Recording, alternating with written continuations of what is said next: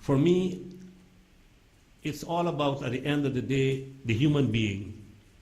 It's about the systems which will regenerate the livelihoods. And the economic growth is crucially important, but let's put it in perspective. It's the means to the improvement of the life of people. So as Amartya Sen had once said, what we are talking about here are the capabilities and the entitlements that are required for people to be able to live a life worth living. And the other important issue has to be, so who defines what is a life worth living? And that must come from the people themselves. And that's the heart of what we do in the livelihood. So, I've given you a quick history in 5 minutes or so of 60 years of evolution of development thinking. Embedded within the sustainable human development paradigm are all the previous things I outlined. When I talked of economic growth, social development, socioeconomic development, basic needs, all of these things, none of them ever went away. They are all integrated in the practice of sustainable human development. And that makes it quite challenging, obviously. But also, it has given us 6 to 7 decades of knowledge and experience in the work we do. As I listened to Sushma this morning, it struck me that perhaps the real big thing is so much of what we do wrong in post-disaster situations is also what we do wrong in general development practice. It's in fact not much different. And so we need to be getting that right, learning from this 70 years of development experience that we have had, what has worked, what has not worked, and bring that into play. So, I have given you the whole history, all the books. You don't have to read anything else. You understand fully what sustainable human development is all about, where it's come from. Now, sustainable livelihoods. Very simply, we developed the idea, and I say we because I take a little bit of credit, since I was the first advisor on sustainable livelihoods at UNDP New York, and I helped to introduce these ideas long time ago. After Chambers and Conway introduced this concept in a paper they wrote in 1991 in preparation for the summit in Rio, they didn't do anything after that on livelihoods. There was nothing that Chambers and Conway wrote after that. We took it up at the International Institute for Sustainable Development in Canada, and we developed it into an analytical and a programming framework. And it's then when UNDP asked me whether I'll come over and help introduce these ideas, which I did, and I'm sure a few of you, no, you guys are all young. If you were a little bit older, I would have worked with many of you because I've had the privilege of having been to nearly 30 or 40 UNDP country offices where we introduced these ideas down in the old days. But you know, at UNDP, the flavor of the month, things change. And livelihoods is not the favorite thing. Something else comes, and SHD is not the favorite thing. And then, as we all know, it comes full circle. And then it comes back into being once again.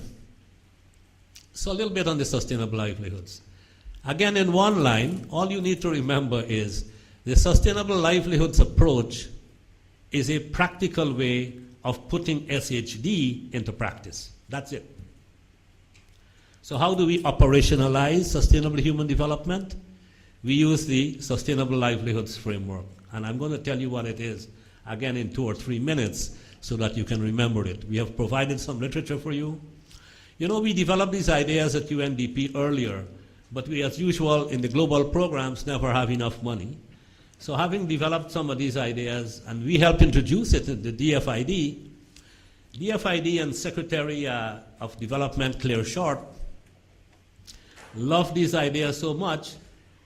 While we were getting $2 million or so a year for a global program, the DFID put $500 million to start with, and then later on $500 million sterling into the livelihoods work. So obviously they dominated the field, and we were happy with that. We are multilateral, they are bilateral, so we partnered with them. and we helped promote the livelihoods framework. So this is what it says. First of all, what's a livelihood? It has 4 things in it. Activities, and people only do 2 kinds of activities in their lives. They either work for themselves or they work for somebody else. When you work for yourself, you call it a business, a micro business. When you work for somebody else, you call it labor. So those are the activities, just those 2 things. So it's activities, assets, and that's crucial. Some people, because of the word livelihood, think only about activities. But the assets that people use is just as important as the activities. So the second thing is assets. And assets is defined broadly. There are 5 types, and you can read it up. You know, human, social, physical, economic, and natural assets.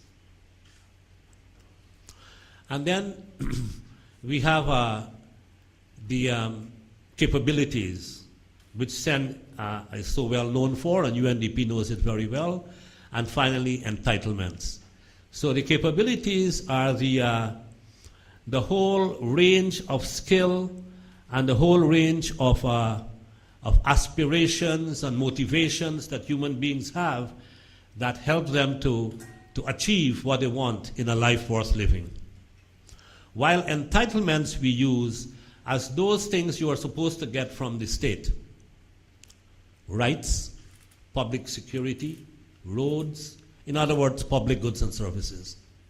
So let me just repeat that and summarize it. The livelihoods have 4 categories. They are activities, assets, capabilities, and entitlements. That's it. And that's how people make their living. Now, that's a livelihood, but that's not necessarily sustainable. A sustainable livelihood, in order for the livelihood to be sustainable, we need 3 or 4 characteristics. The first one is, if you like, economic effectiveness. It must be economically efficient. The second one is socially equitable. The way one group is making their living must not destroy the opportunity for another group to make their living. It should, in fact, enhance it. The third category is ecological integrity. And that is to say, the way you're making your living should not destroy the environment, put very simply. And the fourth one is the key one that is important for today. And that is the capacity to cope with and recover from shocks and stresses. That's the 4th dimension of a sustainable livelihood. And that is the one that links us to today's work. So you see, first I've outlined to you what SHD was. Then I linked it to sustainable livelihoods as the operational way of putting SHD into practice. And now I'm linking the livelihoods to the shocks and stresses that you face. And these shocks and stresses come from a wide range of sources. They come from natural hazards, and we all know them, or they come from human-induced hazards, conflict and economic turmoil and a whole range of others. So you have natural and you have human-induced shocks and stresses. And the capacity to cope with and recover from those shocks and stresses is crucial. I'm amazed and delighted at how the world has now come after 20 years when we were trying to explain the importance of factoring human capacity to cope with shocks and stresses into the development process. We could not. We could not because development was dominated by too much of econometric and economic thinking. But we have come around now and we understand that. So with those characteristics, I will just say that capacity to cope with shocks and stresses is linked obviously to the sources of shocks and stresses, which is determined by the vulnerability of that group or that individual. So what makes hazards into disasters, as we know, although we sometimes use these words interchangeably. Hazards and disasters are different things. A hazard translates into a disaster if you are vulnerable. And that vulnerability, therefore, is important because that's the link that we will make later on this morning to this very exciting word that is now being used called resilience. We'll talk about that and it'll become crystal clear to you. It's not crystal clear to me as yet, but I'm sure I can make it crystal clear to you what resilience is all about and how we will use it for programming in UNDP and post-disaster situations and so on. But let me now wrap this all up and turn over to my erstwhile colleague. I just want to leave it at the interface of the capacity to cope with shocks and stresses because that's the link to our work on disaster and hazards, and it's also the link to economic recovery and to climate change. I will just say 2 words on this and I leave it to Janki to take it over. The economic recovery issue, there is this huge debate about whether in a disaster you have human relief, humanitarian relief, and it goes on a spectrum. You have relief, then early recovery, then recovery, and it moves on to sustainable development, sustainable livelihoods, and ultimately sustainable human development, right, on that spectrum. There is quite some debate as to whether that spectrum is in fact helpful. And I will not give you my view, we can talk about that later on. Some people insist that you have to do the sustainability and the long-term recovery, or at least sow the seeds of all of that from the time of humanitarian relief, so that the way you are doing business does not foreclose the options for longer-term recovery. And that's the UNDP definition of early recovery anyway. I will leave it at that on the economic recovery. On the climate change adaptation, let me just say that there are 2 aspects which I'm sure we will talk about that come out of our analysis of livelihoods. One is about targeted populations or local regional areas in which you do targeted work to build their capacity to adapt to climate change effects.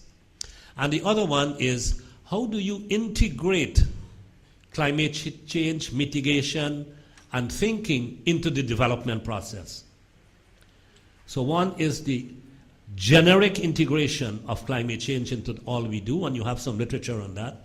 The CARE document that Divya and colleagues circulated to you shows you how to integrate it. And there's a lot of work that you're doing yourself on the specific areas where you want to build resilience to climate change. On closing, let me just say that the next step in sustainable human development has to be, in my view, I've been arguing for it for 20 years. I hope I can persuade all of you to put pressure on BDP and all those colleagues that I failed to succeed. We still have a Human Development Index, which is doing great stuff, right? But we have an SHD paradigm. Should it not have been SHDI rather than HDI? Well, Sudhir Anand, who helped to develop this index, I once debated that with Sudhir, and he said, well, what is the policy that you're going to change if you make a sustainable human development index instead of a human development index? And I said to him, well, you know what you're going to do? When you get increases in human development, when the index is looking good and your country goes higher up on the scale, you have to ask, at what cost to the natural systems? Right now, the HDI does not ask that. All it does is it shows you human development. It does not ask at what cost to the natural systems. And that's the importance of SHD. Let me close there and turn it over to my erstwhile colleague who will fill you in on all that you really need to know. From the bios of the participants that were sent to all the speakers, I noticed that a large number of participants are actually trainers themselves. They are people who are practicing. So we have a very mature set of participants, and therefore to really talk about concepts or to talk about connecting the dots, I've consciously chosen not to sort of present definitions, because that's going to come as part of a pack which I'm told is under circulation, so we can all read up those definitions. However, I thought it might be very valuable for us to look at the broader context in which we are trying to address each of these ideas of economic recovery, sustainable livelihoods, and so on. And to my mind, that macro context is extremely critical. Now, I don't know, on behalf of the organizers, I'm having to apologize because the PowerPoint here is not working. So much for our preparedness and value for money, or whatever you call it. I mean, I'm really sort of surprised, because I had a series of statistics which I would have liked to have shared with you, and it wouldn't have the same impact if I'm supposed to sort of rattle out those statistics unless you pen them down. So is there any scope at all, Divya? No? Because if we can take a 5-minute break, I'm willing to cut short my presentation by 5 minutes. This particular session is about connecting the dots, and the way I chose to sort of organize this presentation is really to look at the larger context and the nature of and the level of challenges that we are confronted with when trying to address issues of economic recovery after a disaster. We really need to understand that there is an unsustainable form of development, which is the mainstream form of development. And that's something that we don't necessarily have control over. And one of my fundamental sort of problems is that when we talk about community resilience and community preparedness and so on, very often we are putting the onus at the doorstep of the community, which is at the receiving end of a whole range of decisions and policies and programs over which they have little control. So it seems to me an extremely inequitable, iniquitous situation that we are dealing with. And it's important to recognize this, because very often when we say the community must do this, that, and the other, yes, I think people will do what they need to do. But as people who work at multiple levels, it's equally important for us to recognize the level and scale of the challenge. So there are some contradictions between global processes and decisions and the kind of impacts it actually has on communities. That takes us also to the challenge of livelihoods and survival in normal times, and also, therefore, in post-disaster times. The Sustainable Human Development Framework does have certain advantages, and I'll allude to some of them. And finally, what should adaptation and recovery mean is what this training program is all about. And I think we need to dip into our own experience, our own understanding, in order to address this question. I'm not going to really address that question in my presentation. I'm going to talk a little bit about how the world is changing. There was a time when we believed that there was a global north and a global south, and there was a sort of division.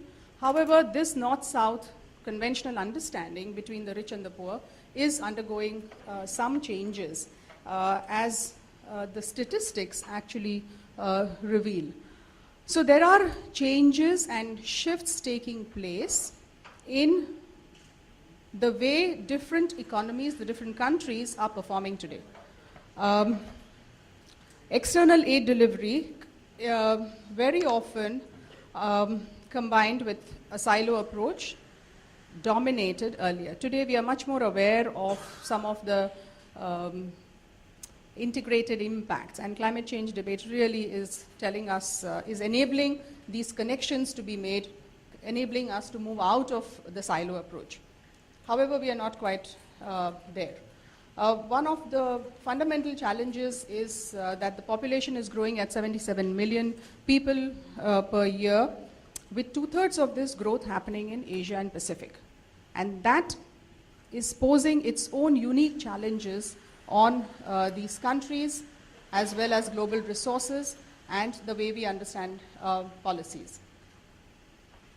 Okay, I think this is something that all of us are familiar with, but I thought it's important for me to sort of place it on the table, recognize that the number of natural hazard events are increasing, and the frequency has increased almost 5-folds since 1970s. And as was mentioned, this is from one of the MDAT data and the UN OCHA data, that losses are increasing, impact is sort of number of people affected is also increasing. Now, one of the ways to sort of look at what's happening, how vulnerabilities are increasing and the challenges we are confronted with, is to also look at some of our urbanization data. We know that it is essentially because of human activities that disasters will increase. So just as we recognize that climate change is directly linked with human activities, it's equally true that disasters are increasing because of human activities of various kinds. We also know that more people, and particularly the poor, will be affected as they grow more vulnerable. So this is well proven now. And over 3/4 of the 100 largest cities in the world are situated in locations which are exposed to natural hazards. So we know that there are serious problems. Urbanization, again, many of us may be familiar with these statistics, but in different contexts. The people living in urban areas is increasing to almost 50%. It is expected that 2/3 of the world's population will live in cities. Now, if you look at what is the kind of life people are likely to be leading in these cities, we have, and we know that deprivation in cities is on the rise. Rapid growth of slums is being recorded in almost all cities. And you have around 1 billion, or 33% of the world's urban population lives in slums. So the quality of urbanization is under question. And this is a direct there is a direct relationship between economic policies pursued and the quality of urbanization. Okay, when we look at vulnerability in perspective from the point of view of food security and hunger, the FAO data suggests that every 5 seconds a child dies because he or she is hungry. Undernutrition in children under the age of 18 affects an estimated 350 to 400 million children. So more than 70% of the world's 146 million underweight children under the age of 5 years live in just 10 countries, with more than 50% located in South Asia alone. So I think South Asia does have a whole range of developmental concerns that we would need to address. And when you look at this context and superimpose a disaster and an economic recovery program, we need to work at multiple levels. That's the argument. So it's not as if you're able to sort of, and that's somewhere a problem with also the idea of recovery. The idea of recovery has been critiqued as emerging from essentially a biomedical model where you believe that you have a normal state of functioning and you fall ill and you recover by maybe having some medicines, doing something, and so on. So the notion of recovery has some problems in operationalizing when we start looking at it from issues of development, vulnerability, poverty, and when you look at it in terms of disaster, post-disaster response. So that's just a little polemic which I thought we should put on the table. All right. There were some sort of visuals about, when you look at disasters, would we look at war in Afghanistan, Iraq? I mean, do we look at each of these as disasters at all, or are we only talking about natural disasters? Because very often the conflict context makes recovery that much more complicated and difficult. The programming of recovery processes become that much more complex. So the argument really is that we need to focus on the poor, and poverty plays a very big role in keeping people vulnerable to disasters, something that we really need to remember. And in the same fashion, disaster keeps the poor in poverty by consistently wiping out the few resources that they have. So there is a normal context of development which is creating acute forms of vulnerability, which is pushing people in poverty, not necessarily enabling them to be able to access gains of development. And a disaster actually wipes out what few resources that they have. And it is in this context that people say that development is key to reducing vulnerability. But what form of development are we talking about? I think that's a critical question. The Global Assessment Report of 2009 actually tells us that there are three underlying drivers of risk affecting poverty and disasters. The three drivers are vulnerable rural livelihoods. So recognizing that rural livelihoods are vulnerable because of macro forces, because of economic policies pursued by maybe globally as well as nationally. The second is poor urban and local governance is another problem. And the third is ecosystems decline and climate change, which has a magnifying impact. Ecosystems decline,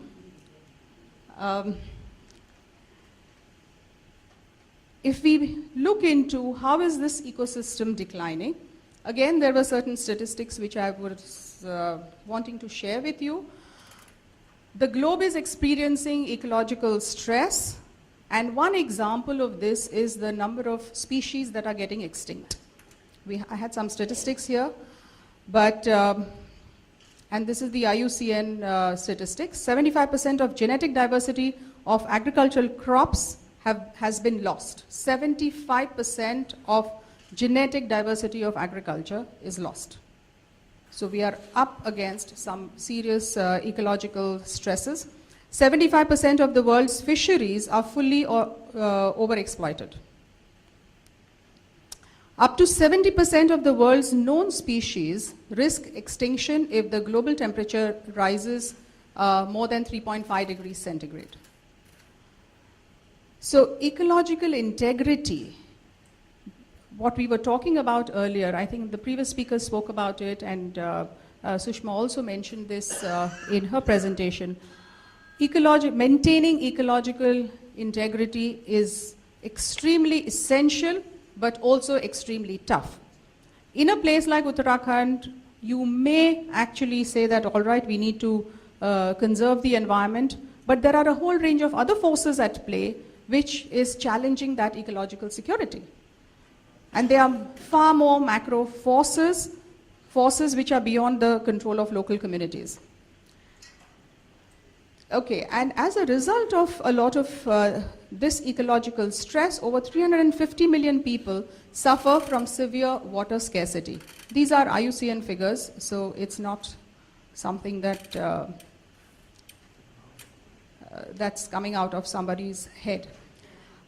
Okay, the challenges, particularly challenges around climate change, we need to recognize that there is a global sort of struggle between the developing countries where our environmental concerns pertain to air quality, water resources, land degradation, biodiversity, and habitat protection. Climate change makes development difficult as it threatens resources, deepens existing problems and poses new problems and makes solutions both difficult and expensive for countries like ours or regions like ours. And that's something that climate change community is really trying to sort of grapple with, and there are serious tensions about how do you make this work. So there is a concern here that we need to go beyond the rhetoric of development. We need to go beyond what development has promised us as a globe. And as was pointed out by Naresh Singh earlier, we've had 6 decades of 6 or more decades, 1950s onwards, we've been talking about development. And this is where we are. And there's a brilliant book called The Power of Development by Jonathan Crush, who actually says that, in the name of development, what we have done to the planet is fundamentally problematic. So when we are using the notion of development in a sort of generic manner, it's understood very differently by very different people, and there are clearly, as Sushma mentioned, competing interests. And there are serious contradictions in the way the word development is operationalized by maybe local communities and by other entities who are making decisions. Okay, I'm not going into, there were statistics about the North's consumption patterns, but there is a crisis of energy resources, the usage of energy resources, and other kinds of resources, who's using what. There were some statistics about this.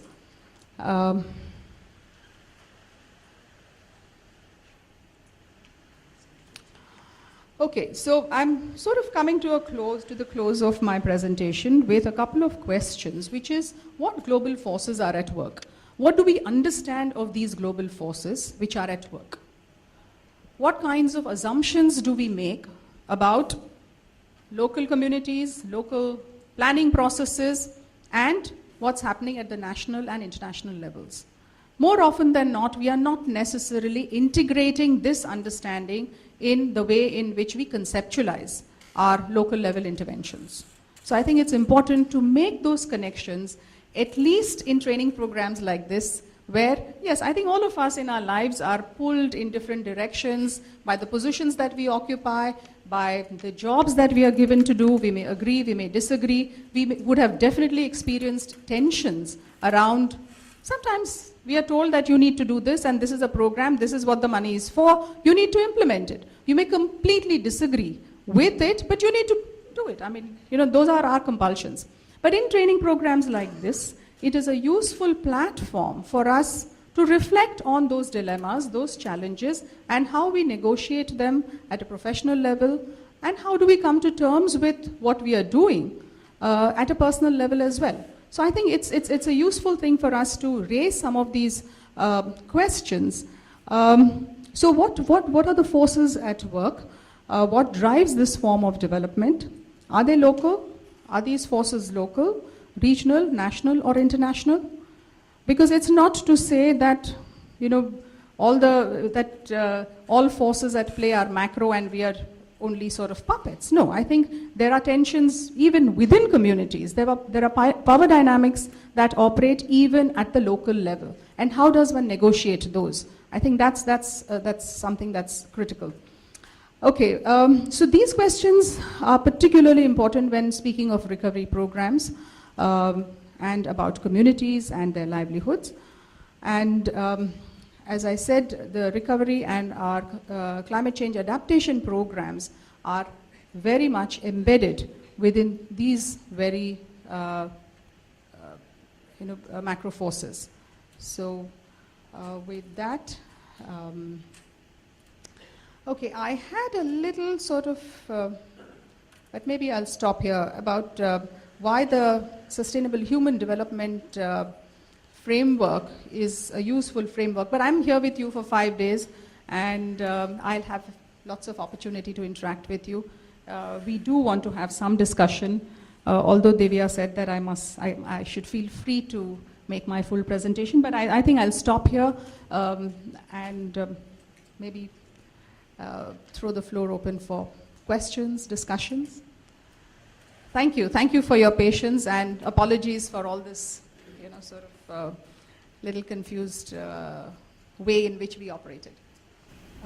Actually, when we are talking about PDNA, that's supposed disaster damages and needs assessment, at the micro level, we talk about damages, what are the needs.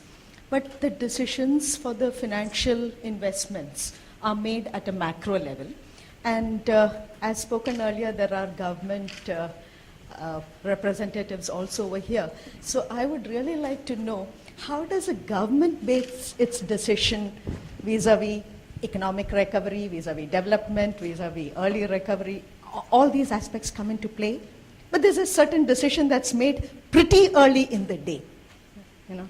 Social, rural, urban, industry, collateral damages that are taken as a part of life. So how does the government really look at these?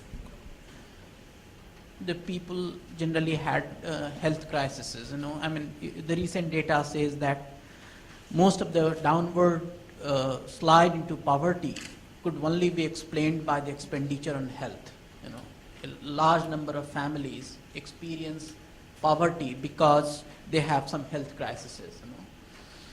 So, say livelihood losses. The livelihood losses because the economy is in recession, because the factory has closed, because the supply chain has disturbed. So, these are some of these cyclical risks, or say idiosyncratic risks, risks which are very typical to a particular small community, a small family. But at some point when the risks become very large, which the entire society, what we call covariate risks, the entire society, the entire community is exposed, and the people are facing very serious challenges, in terms of income and consumption. The appropriate responses, the society does not have also the necessary resources, the social capital, the strength of the network to cope with all that. So, and a large number of societies have faced those kind of crises, and when we go and see, say, a disaster in Odisha where most of the fishermen have lost their boats, nets, all of them, then you find that there is a real threat of poverty. So in all these situations, the appropriate policy responses become very, very important. And we find in the issue of what Annie just raised, how does the government perceive all this? How does the government, and because the government also has a big role to support the community, to help the community deal with this kind of crisis. The economic models, the growth models really, development models have not really addressed this issue in great detail. So I would like to know from you, what have been the development perspectives on the large scale of risks which a society or community confronts. The first one on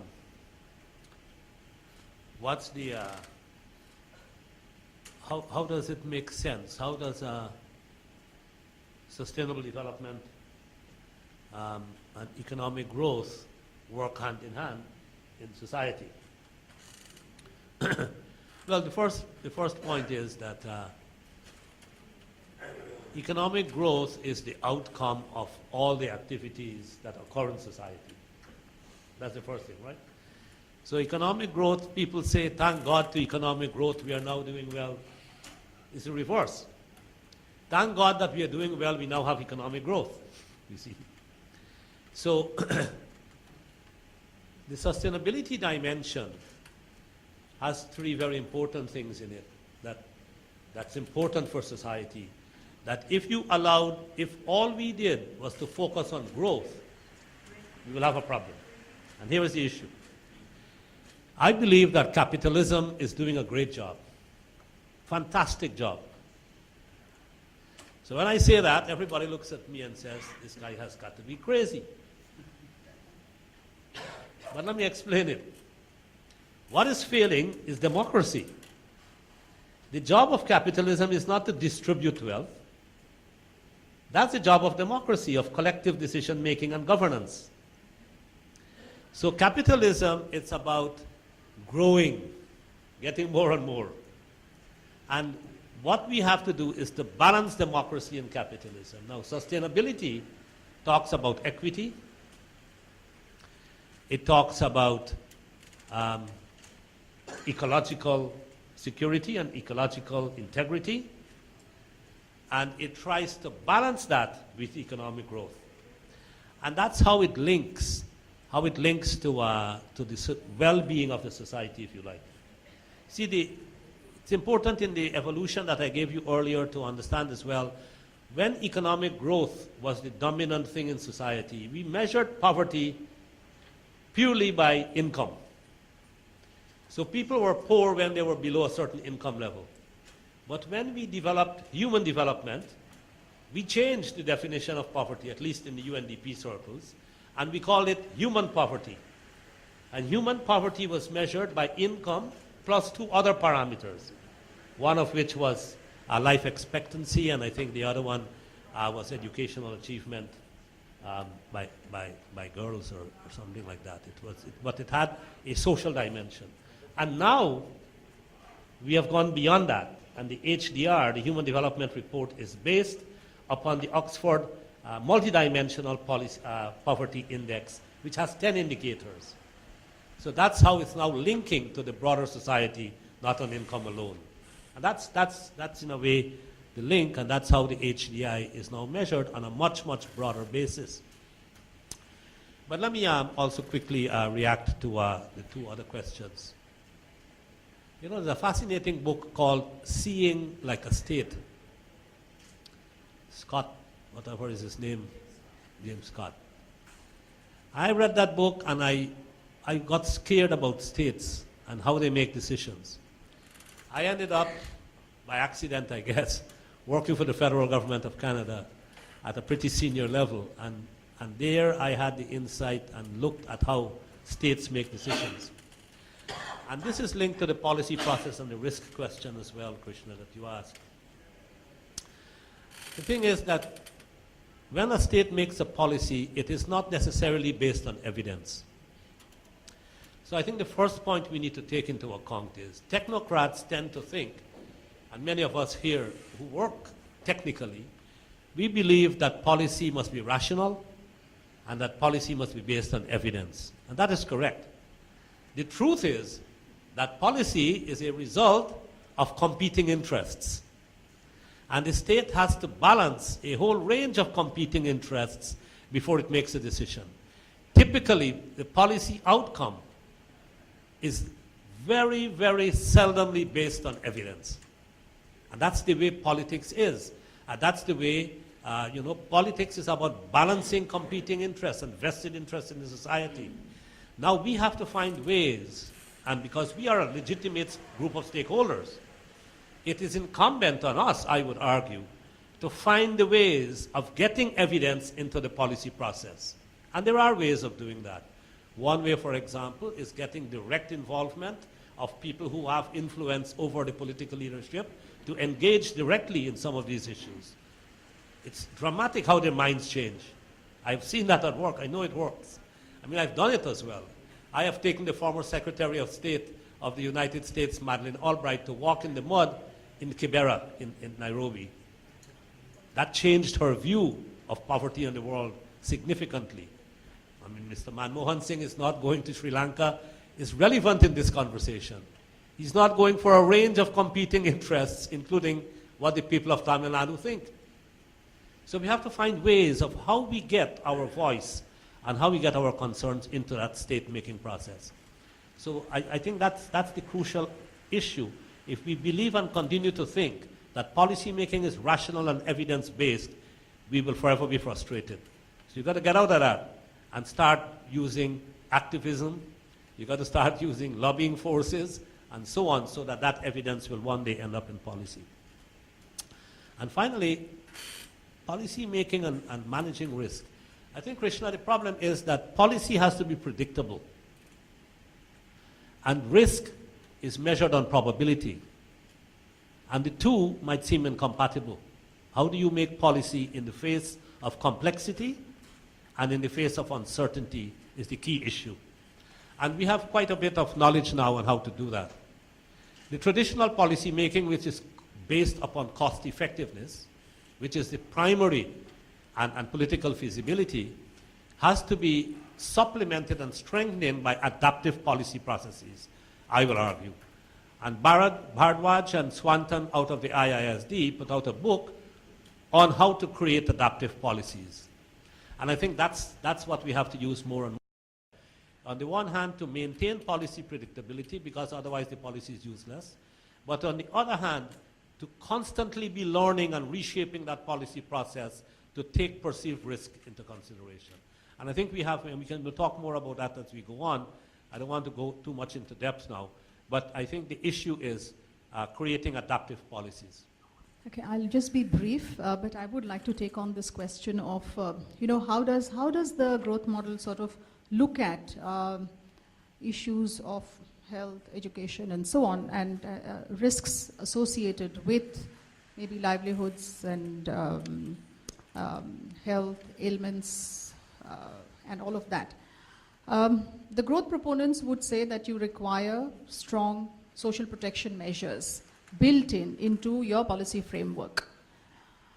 Interestingly, if you look at what's happening in a lot of our countries in this region, while we talk of social protection, the reality is that the state is systematically withdrawing from social services, from the welfare function.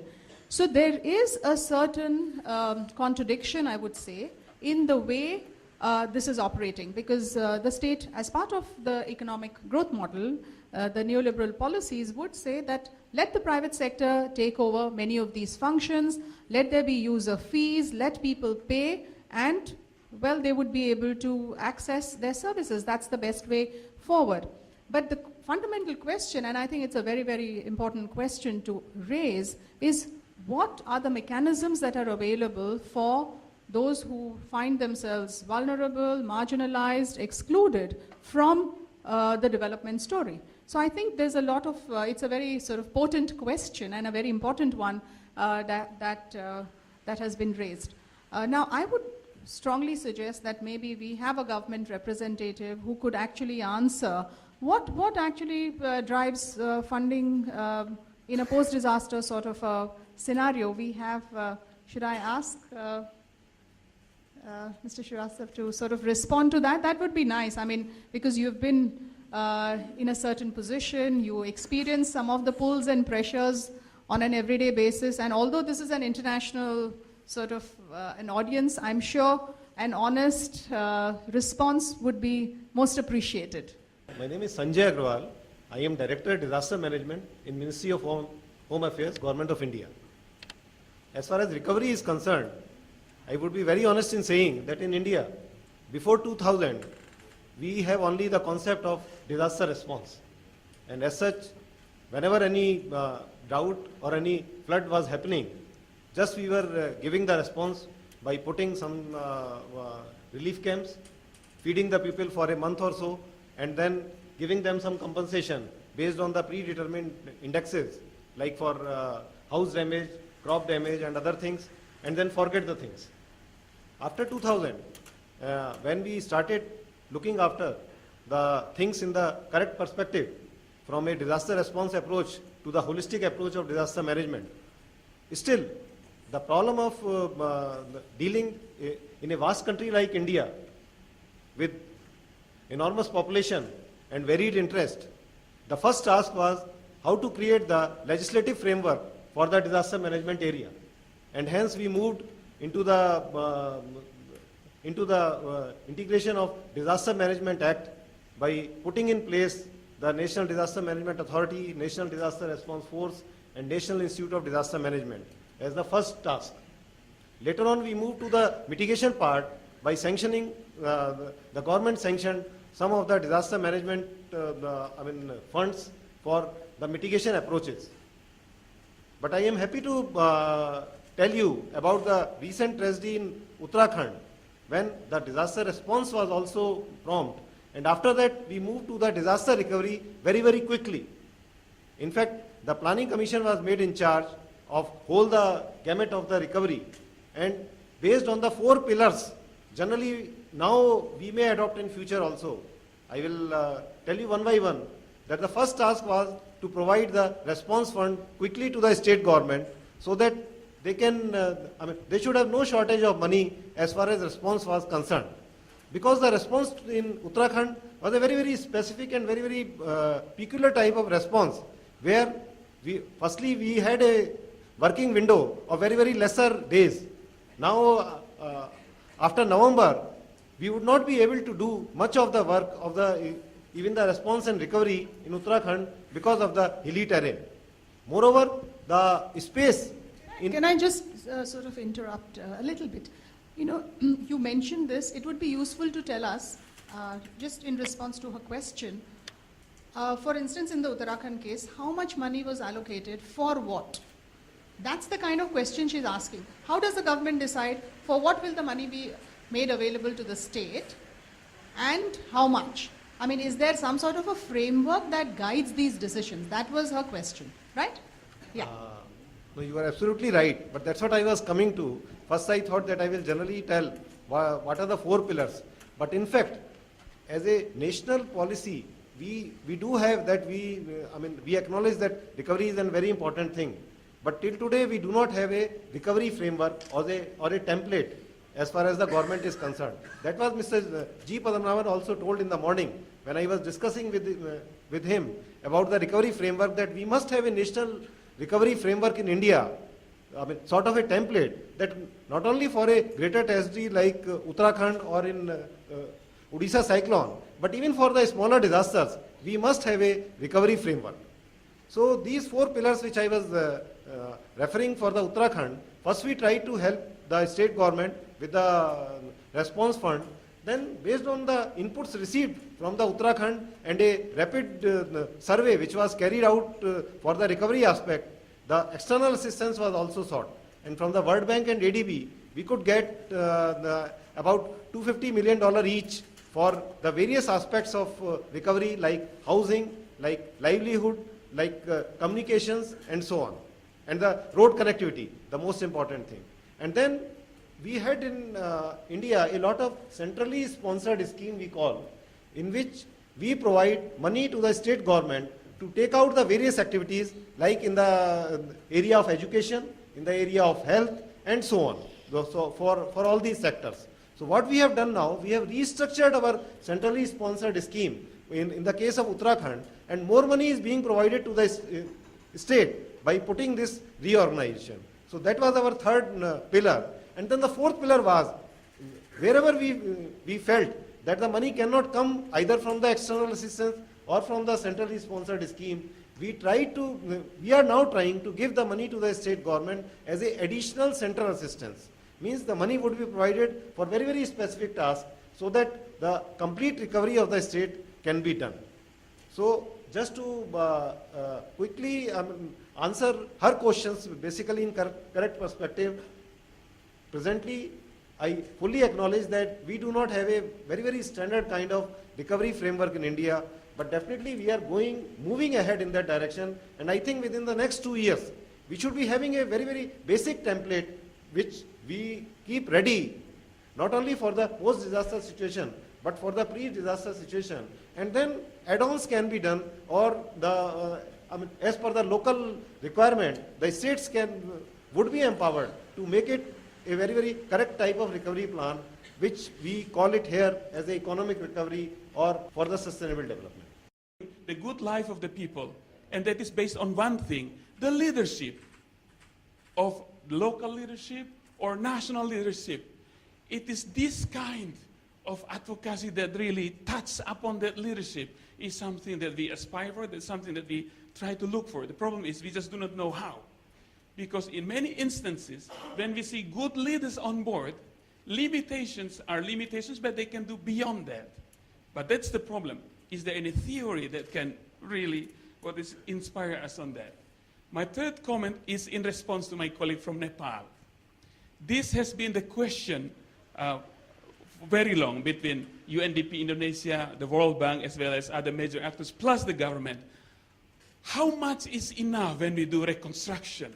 How much money, how much efforts, and so on. So we have tried to develop the so-called Disaster Recovery Index, the DRI, although now it's still in its piloting stage, simply to understand how much is enough from a certain period of time to the next, to identify which sectors have been progressed so well, others that are not really. So what allocations of funds or what kind of other approaches that need to be done in order to respond to that. Krishna was there, so he was exposed with that idea, but hopefully in the later part with more data, information, and experience, we'd be able to share on that. But probably in one of the sessions we can do that, because that really, in an effort to respond to that. So thanks very much. That was a very quick share. I'm from Ministry of Agriculture and Rural Development from Vietnam, and I would like to share something related to considering him. And about in Vietnam, we are trying to mainstreaming the disaster risk reduction and climate change adaptation into a socio-economic development plan. And we, because he mentioned about the capacity to do the economic recovery, and so we try to mainstreaming the DRR and CCA inside, and based on that, we can step by step to reconstruct the road and the house, for example. And secondly, we work with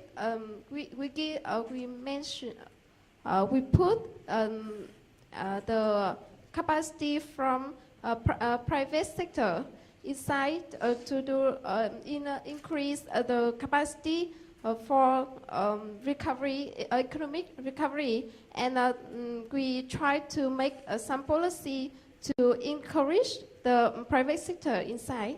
Yeah, thanks so much. That's all I would like to share.